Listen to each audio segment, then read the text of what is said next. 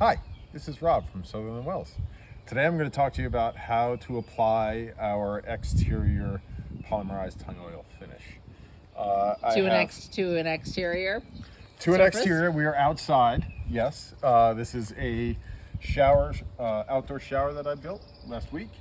And I put one coat of Clarabelle's on it already, which is our low luster exterior polymerized tung oil. And today I was going to put our second coat on, and I was going to show how I do it. And why do you do it the way you do it?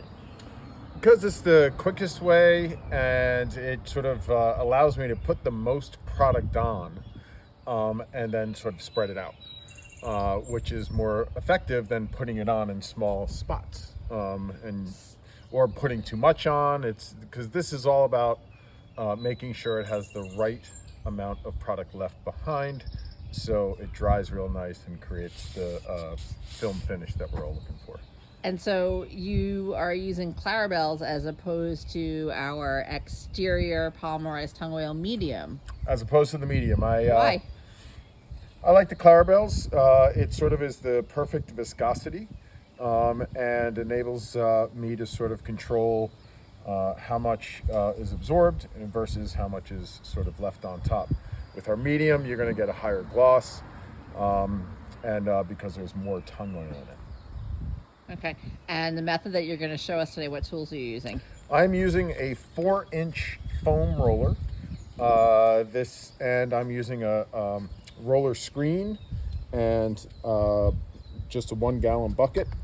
I have a dust brush here. This is just to get off anything that might be here from nature, be it leaves or pollen or anything like that.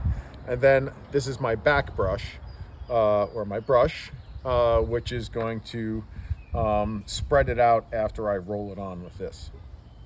So, don't need this dust brush. So this is a faster and easier way of applying exterior polymerized tung oil than just brushing it on. Than just brushing alone. Okay, so So I'm saturating this roller. I don't want it to drip all over the place, but I want it to be saturated. And then what I'm going to do is make sure I can kind of see it going on, but I'm not pressing really hard.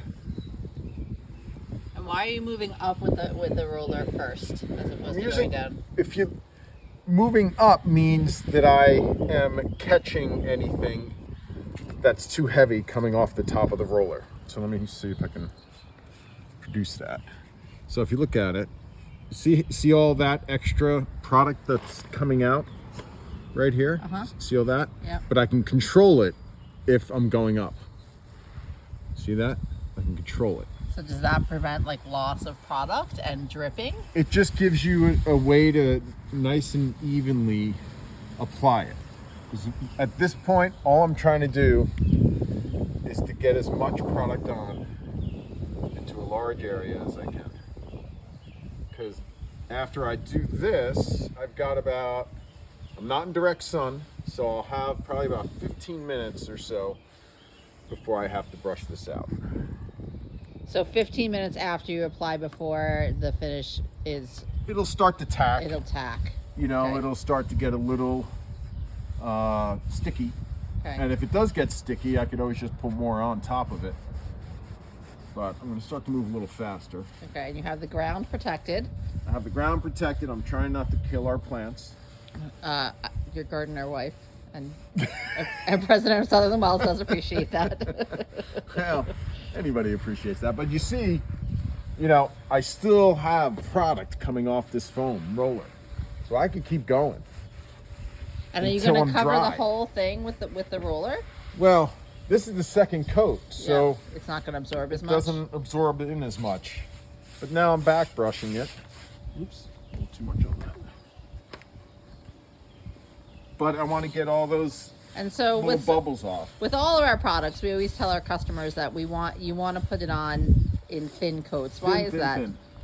Because the tung oil needs oxygen for it to dry, and the more product you leave on there, the less ability it's going to have to get oxygen. So you need to make sure it goes on nice and thin and evenly, so then it can dry evenly, and then it will look, the gloss will be even.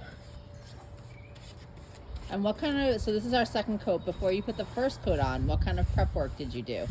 On this? Yep. This basically came right out of the box. All I did was wipe off the crayon that was on it to mark its length when I bought it with some denatured alcohol. But other than that, I didn't sand it. I didn't do anything. This is a white cedar product, tongue and groove. It's rough on one side and this V groove and smooth on the other.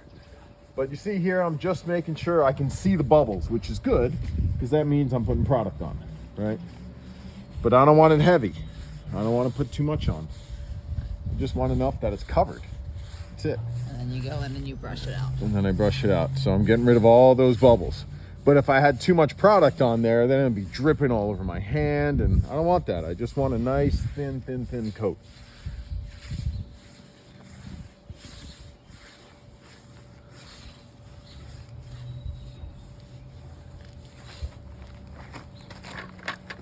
Just one little section. And there's a lot on here. There's a lot on here. Foam rollers can hold a lot of product. So I'm gonna be able to do from here to here, no problem. I might even have too much on this roller. But all I'm trying to do is to get product. See how much is dripping off? Yep. You know, I gotta be careful. I don't wanna put too much on there.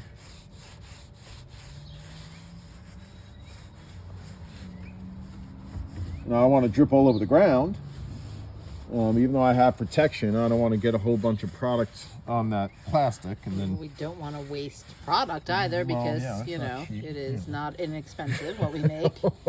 It is very good. it's very good. Now, and we have some pieces in our yard that have been treated over the past couple of years.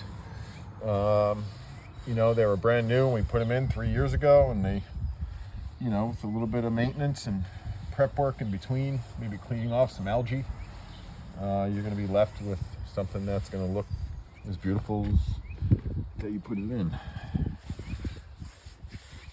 So there's definitely, you know, I'm trying to control the amount of product that's on here. I don't want it dripping all over the ground. I don't want it dripping on the...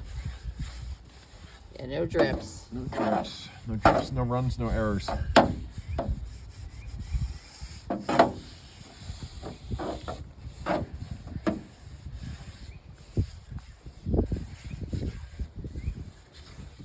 Seems pretty fast. It is when you know, you're controlling the amount that you're putting on there. I'm putting it on thin. I'm not trying to, you know, it's not a race to see who can put on the thickest amount of product. And what if you wanted to put color in the Clarabelles? Could you do that? You could do that using pigments that are UV safe. They can sell, some paint stores sell over-the-counter pigments. They also use exterior-based pigments that go into exterior finishes. Well, it looks very nice. So yeah, so that's Okay. it.